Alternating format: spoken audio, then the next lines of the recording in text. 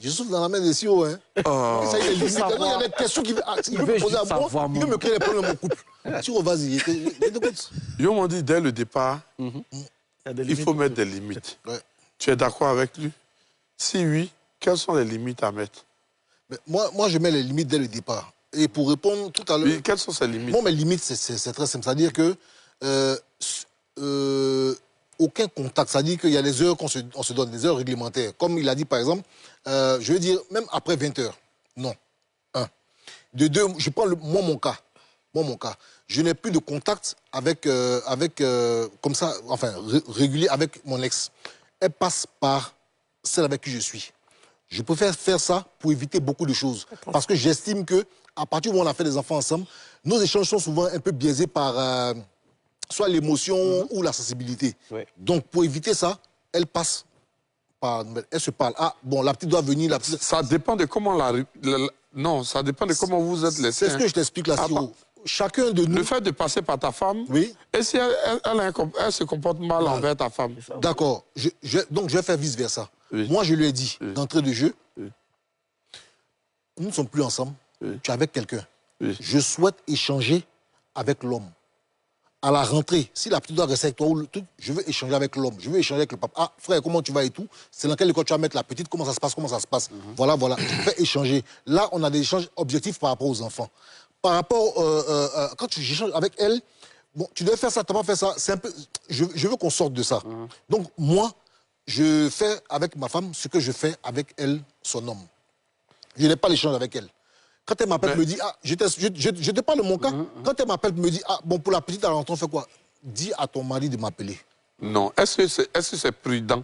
Oui. Est-ce que c'est bien aussi d'inviter quelqu'un d'étranger dans ta relation parentale avec... Si toi, tu appelles étranger, là, c'est celui qui partage la vie de ton enfant à une certaine période. C'est celui qui peut éventuellement faire du mal à l'enfant s'il estime que l'enfant constitue un danger pour lui. On est d'accord? Et ça, c'est un. Et de deux, c'est aussi vouloir rendre responsable le monsieur qui vit avec elle. C'est-à-dire que pour ton enfant, tu veux avoir...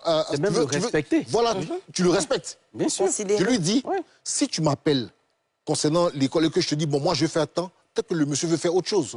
Pour laisser la place d'homme, pour éviter de dire que oui, les problèmes d'ego, on gère ça entre hommes.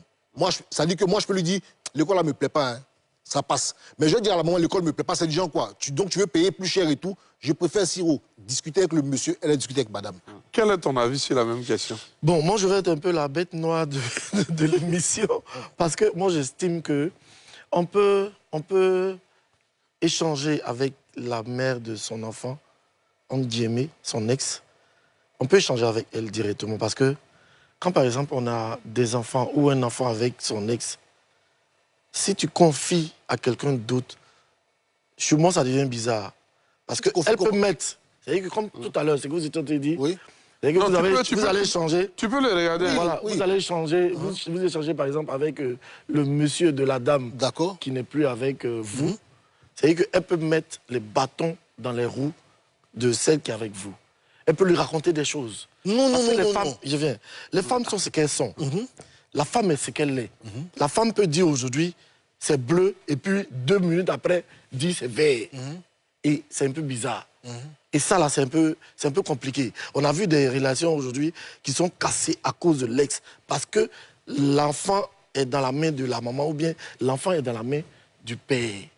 Et ça devient bizarre. Moi, je vis ce cas-là parce que aujourd'hui, là, j'ai mon ex qui a un enfant qui est obligé de dire non, l'enfant veut que tu viennes à la maison me voir ou bien vienne voir maman et ça devient bizarre. Attends, qui dit quoi l'enfant? L'enfant dit qui? Laisse-le terminer. Mon ex-femme lui dit... Mon ex-femme dit des choses à l'enfant qui vient dire, ah non, papa, je veux que tu sois, par exemple, avec maman. L'enfant à quel âge?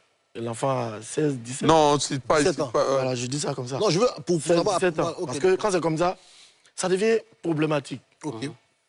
Si, par exemple, je laisse madame communiquer avec mon épouse, qui a toujours des sentiments pour l'homme que je suis, ça devient bizarre. Ça devient bizarre, parce que moi j'ai vu ça déjà plusieurs fois. Bon, bizarre comment, je comprends pas. Ça peut séparer... C'est plus objectif. Ça peut séparer le monsieur et puis sa femme. Yoma, qu'est-ce que tu penses de ce qu'il vient à une certaine mesure, je me dis, pourvu que la nouvelle relation que j'ai ne soit pas suffisamment racinée, ne soit pas suffisamment forte, qu'une ex puisse venir raconter des choses à mon épouse actuelle. Oui, au point de compliquer la relation.